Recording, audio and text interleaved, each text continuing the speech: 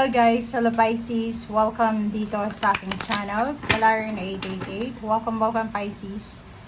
Alamin natin kung ano ang messages, vibration, gabay energy para sa inyong lahat. So ito ay weekly general reading para sa lahat ng Pisces. So kung bago ka sa channel ko, huwag mong kakalimutan na i-like and share ang ating mga videos. Mag-subscribe ka na and i-press mo ang notification bell button kasi pag na-press mo yan, every time na nag-upload ako ay mananotify kayo. Okay. Pisces. Love life. Okay. Kumuha tayo dito ng second card. Pisces. May gusto pang lumabas. Kunin natin. Oh, 4. 5. Okay. Fluorite. Okay. So, yun.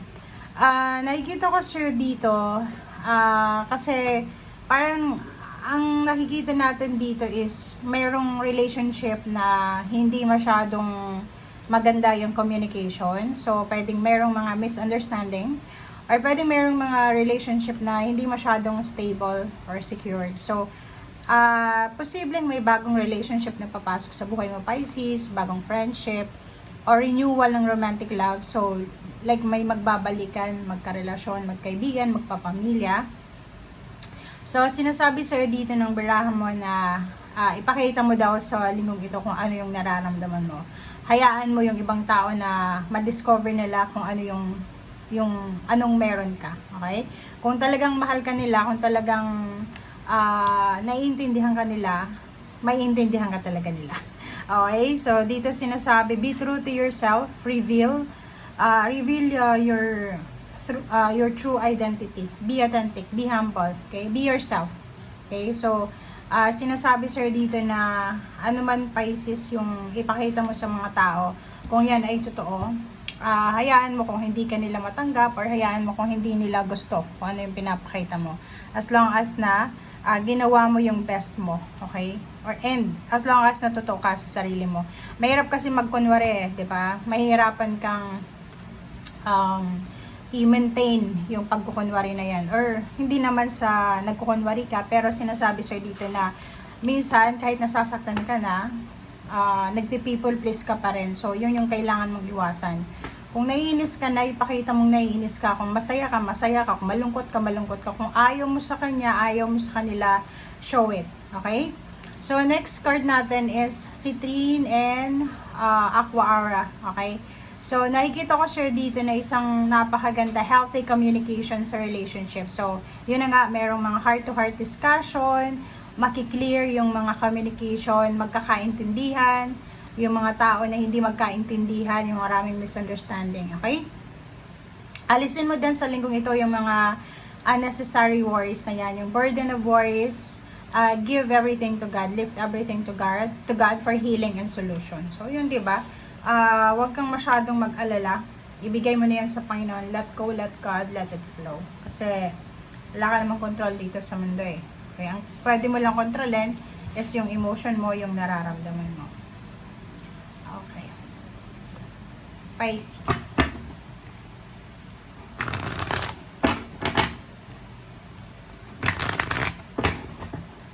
Kumuha tayo dito ng 1 card lang.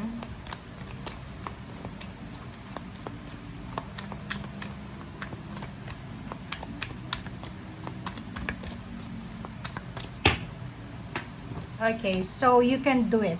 Archangel Michael. So, kung meron kang gustong gawin sa linggong ito, sinasabi sa'yo ni Archangel Michael na kaya mo yan. Gawin mo, you can do it.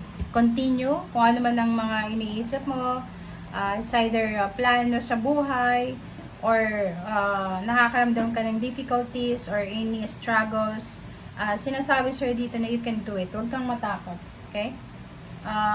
Yun, ibigay mo sa Panginoon kung ano yung worries na yan para matapos na yan, para ma-secure niya yung peace and harmony sa buhay mo. But, ang sinasabi dito sa'yo na be strong, be courageous, invoke Archangel Michael this week, lalo na yung iba sa inyo dyan na medyo nahihirapan magdesisyon, nahihirapan na ituloy kung ano yung mga plano nila sa buhay. Okay, you can do it. You can do it.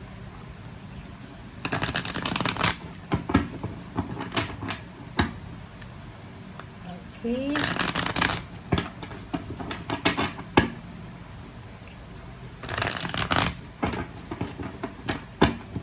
Pisces. First card natin sa third deck is Four of Coins. So, this week, ating pinaka-focus this week, nakikita ko sa'yo na since it's Christmas time, merong pagkakataon na talagang lalabas ka ng pera, di ba? Maglalabas ka ng pera, mag-gift giving ka. Meron din na iba na posibleng tatanggap ng regalo. But, nakikita ko sa'yo this week ay nakafocus ka sa pagtitipid. Okay? Sobrang tipid. Sinisecure mo yung finances mo. Kikita ko sa'yo dito na yun yung pinaka-focus mo this week is yung ma-secure yung finances mo. Yung focus mo this week is maayos yung financial mo. Maayos, maging secured, maging stable, parang gano'n yung energy niya. And nakikita din natin dito na mayroong mga Pisces na sobrang tipid nila. Okay? Or pwedeng talagang kailangan yung maghigpit ng sinturon kasi meron kayong kailangan na i-settle, like mga documents, papers, or may kailangan kayong paggastusan this January. So, Queen of Wands, nakikita ko sir dito na this week, sobra-sobra yung confidence level mo dito. Okay? Parang nakikita ko na hindi ka masyadong stress, or meron ditong unnecessary worries, pero yung iba, wala naman, diba? Like sa money. Yung iba, financially stable sila. Yung iba naman, may mga inaalala silang, emotion. Pero sa'yo dito, malaya ka. So, kung resonated ka dyan, comment down below. Parang, nakikita natin dyan na malayang-malaya ka sa usaping pera or money. Okay? Emperor, so, merong salary increase, empowerment to So, may salary increase, emotional stability and balance. Kontrolado mo yung lahat sa ngayon, sa linggong ito. Nakikita natin na merong mga Pisces na posibleng ma-promote, tumaas yung benta nila sa business or ganito man. Seven of Coins, and then Seven of Cups. So, emotionally, financially, nakikita ko sir dito na may harvest ka na ini-expect. So, pwedeng naghihintay ka ng bayad sa'yo sa utang, and posibleng naghihintay ka din ng mga balita tungkol sa pera or relationship. And luckily, 'di ba? Isang milagro siya na darating sa'yo. Sinasabi diyan sa'yo Pisces na isang magbubukas na pinto, portal of stability. Puro stability yung sinasabi sir dito. So, pwedeng yung portal na to is for family or stable, yung matatag yung foundation. So, in terms of money, in terms of relationship, may darating sa'yo sa linggong ito na pwedeng magdala ng sobrang stability and balance. Okay? So, Page of Wands and the Lover. So, if you're single or in a relationship, yung hindi pa kasal dito, nakikita ko, pwedeng kasal din. Nakikita ko na may isang temptation dito. So, it's emotional temptation siya. Mag-iingat kayo kasi pwedeng third party. Pwedeng nagkakagusto ka sa isang tao. May asawa ka, may live-in partner, may boyfriend, girlfriend. Or pwedeng ikaw, may nagkakagusto sa'yo. Alam ng taong yon na may asawa ka, may girlfriend, may boyfriend, parang pero it's a temptation. Pwedeng Capricorn siya, Gemini, or kahit anong zodiac sign. So, mag-iingat ka. Okay? So, kung ano man tong darating sa'yo na like chat or call or message or any information, communication, i-reject mo na lang kasi mahirap pag in-entertain mo yan. Yan yung pagmumula ng tukso. Okay? So, dito Pisces, sinasabi sa'yo na yung focus this week is kailangan mag-save. Hindi rason yung Pasko, bagong taon para ubusin mo lahat ng savings mo, ubusin mo lahat ng pera mo. Dito sinasabi na maging totoo ka sa sarili mo. Kung wala kang pera, hindi mo kailangan magmudmud ng pera, mangutang, ganyan, hindi. Dito sinasabi, reveal your true self. Diba? Kung talagang ayaw mong mamigay, huwag mamigay. Pero kung gusto mo, yun. Okay? And be careful kasi maraming relationship ang mabubuo sa linggong ito. Maraming papasok sa buhay, maraming maghahanap sa'yo, parang in demand ka this week. Okay? So thank you guys. Bye!